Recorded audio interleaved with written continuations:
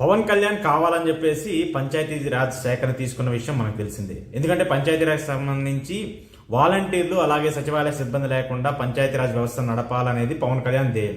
దానికి సంబంధించి ఆయన ఏ శాఖను తీసుకోవాలని కీలకంగా ఆలోచించినప్పుడు పంచాయతీరాజ్ శాఖను తీసుకోవాలని చెప్పేసి ఆయన ప్రధానంగా దాని మీద దృష్టి పెట్టారు. అయితే పవన్ కళ్యాణ్ శాఖను తీసుకోవడమే కాదు, దానికి సంబంధించి ఆ శాఖలో జరుగుతున్న తప్పిదాలు, అక్కడి నుంచి నిధులు ఎక్కడెక్కడికి మళ్లింపు జరుగుతున్నాయి దానిపైన కూడా తీవ్రంగా దృష్టి పెట్టారు. ఇప్పుడు పవన్ కళ్యాణ్ మరొక ఘనత సాధించారు. కేంద్రం నుంచి రావాల్సిన నిధులను ఆయన రాబట్టారు.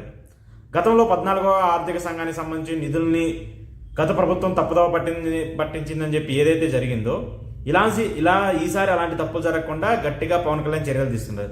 దానికి అనుగుణంగానే ఈరోజు కేంద్ర ప్రభుత్వం 15వ ఆర్థిక సంఘం నిధుల కింద దాదాపు 1400 కోట్లను ఏపీకి విడుదల చేసింది.